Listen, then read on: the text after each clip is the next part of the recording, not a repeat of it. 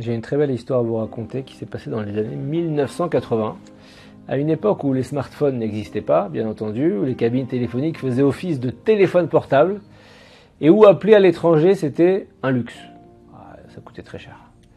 Et donc un jeune étudiant de Yeshiva, donc un établissement d'enseignement supérieur juif où on étudie des textes religieux, il se rend, cet étudiant, au Kotel, le mur des lamentations. Il ressent le besoin de prier pour la réussite de ses études saintes.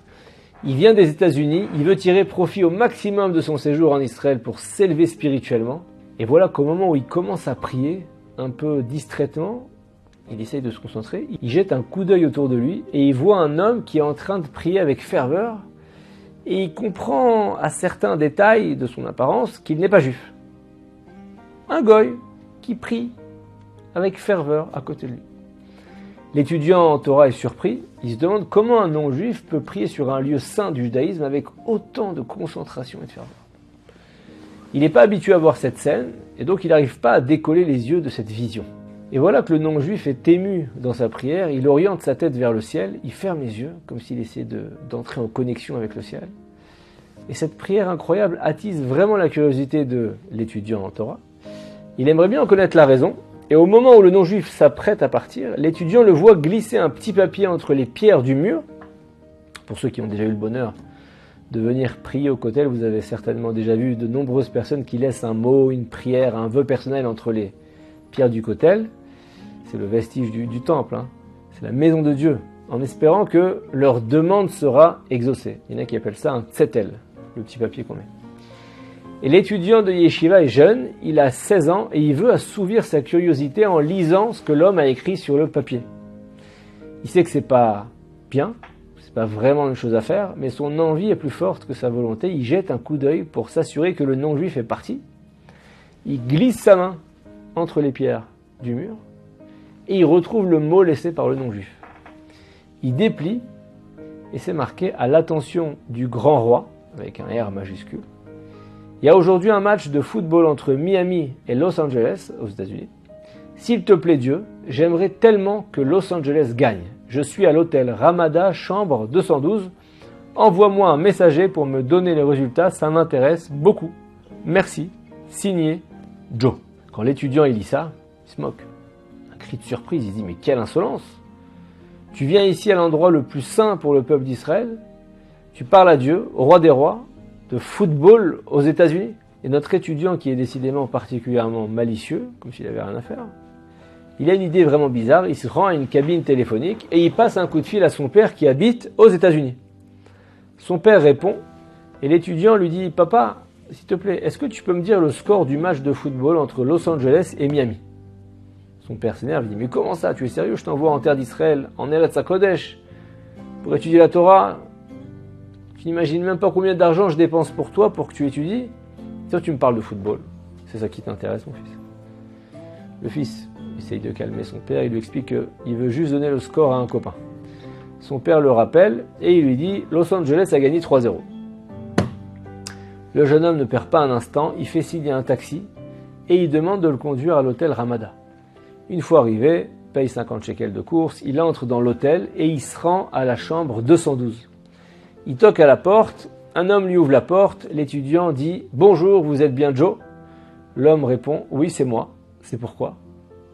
L'étudiant dit « Je suis un messager de Dieu. » Joe ouvre grand la bouche, il s'attendait à tout sauf à ça, et il pousse un cri « Oh my God !» comme un bon américain.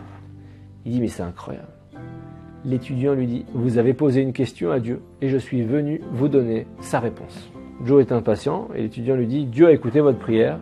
Los Angeles a gagné 3-0. » Et Joe pousse un cri « Yeah !» Et il fait un signe à l'étudiant d'attendre un instant et il lui tend $300. Et il dit « Voici pour vous 5 messagers. Merci beaucoup, dites à Dieu que je l'aime. Prenez l'argent, ne le refusez pas. » Il faut s'imaginer que dans les années 80, $300, c'est une très grande somme. Et l'étudiant lui dit « Soyez sûr que je ne refuserai pas. Merci beaucoup. Je souhaite le meilleur pour vous. » Et il se dit « Waouh, avec une telle somme, j'ai largement couvert les dépenses du taxi, ça c'est sûr. » Quand l'étudiant retourne à la yeshiva, il organise une Seudat Hodaya, un repas de remerciement à Dieu avec les $300 et il raconte l'histoire à ses amis. Et là, le mashgiach de la yeshiva, le responsable spirituel, il découvre le repas Et il dit, vous fêtez un Siyum HaSechet, la fin de l'étude d'un traité du Talmud. Qu'est-ce que c'est que toute cette viande? Qu'est-ce que vous fêtez de beau? L'étudiant ne s'attendait pas à voir arriver le Mashgar. Et il n'ose rien dire, mais devant l'insistance du rabbi, il lui raconte toute l'histoire et il finit par dire qu'il est stupide, miskin le pauvre. Joe, il pensait que j'étais vraiment un messager de Dieu, comme si Dieu allait écouter la prière d'un supporter de foot. Le Mashgiach a le visage qui change littéralement de couleur, comme s'il allait commencer à pleurer. L'étudiant a un peu honte et il dit « Kvod Harav, je vous ai offensé, pardon si c'est le cas ». Le Mashgiach lui dit avec beaucoup d'émotion dans la voix « Tu dis que Joe est stupide et moi je dis que c'est nous qui sommes stupides ». Les étudiants se regardent un peu honteux. Le Mashgiach dit « Ce Joe-là, avec sa foi simple, sa prière sincère, il a parlé au Créateur du monde, tout simplement. Et qu'est-ce qu'il a dit? Maître du monde, tout ce que je veux, c'est que tu m'envoies un message, un messager, dans la chambre 212, dans l'hôtel Ramada, pour m'annoncer le résultat de Los Angeles contre Miami au football, et fais en sorte que ce soit Los Angeles qui gagne. Je vous traduis sa prière. Il a dit, quelle que soit la raison, je m'adresse à toi, je m'adresse à Dieu, parce que tu es tout puissant. Et il est même allé donner son numéro de chambre à Dieu. Et ensuite, Hachem a mis dans l'esprit d'un étudiant de Yeshiva qui est censé étudier la Torah, de payer, de dépenser 50 shekels à un chauffeur de taxi pour l'emmener au Ramada et lui annoncer le résultat du match. Est-ce que vous comprenez maintenant que Hachem entend la prière de chacune de ses créatures? Et les stupides, c'est bien nous, qui ne croyons pas avec une foi complète, une émouna shelema, en la puissance de Dieu. Est-ce que nous prions pour chaque chose de notre vie, nous? Chaque chose élémentaire, chaque petite chose? Non. Non, nous nous activons, nous travaillons, nous étudions, nous avons des relations sociales, nous prenons des décisions et la plupart du temps nous le faisons sans prier.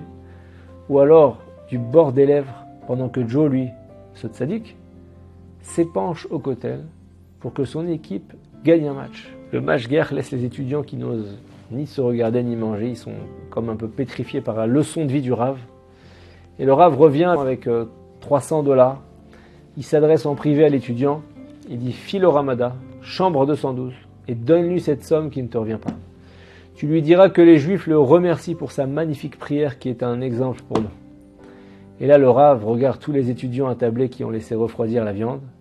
Il leur dit, tant que nous ne nous tournons pas à chaque fois vers Hachem, qui organise chaque détail de notre vie, ce seront bien nous, les stupides. N'oublions jamais, mes chers amis, de prier pour chaque détail de notre vie, si on est réellement conscient que Dieu est présent partout, tout le temps. Alors, Dieu va écouter toutes les prières, même les plus inattendues. Et peu importe qui on est, d'où on vient, si on prie d'un cœur sincère, d'un cœur bon, et qu'on souhaite vraiment se rapprocher de lui, alors Dieu nous écoutera, y compris par des chemins qui sont improbables pour répondre à une prière simple, mais entière et dénuée de mauvaises intentions. Shabbat Shalom.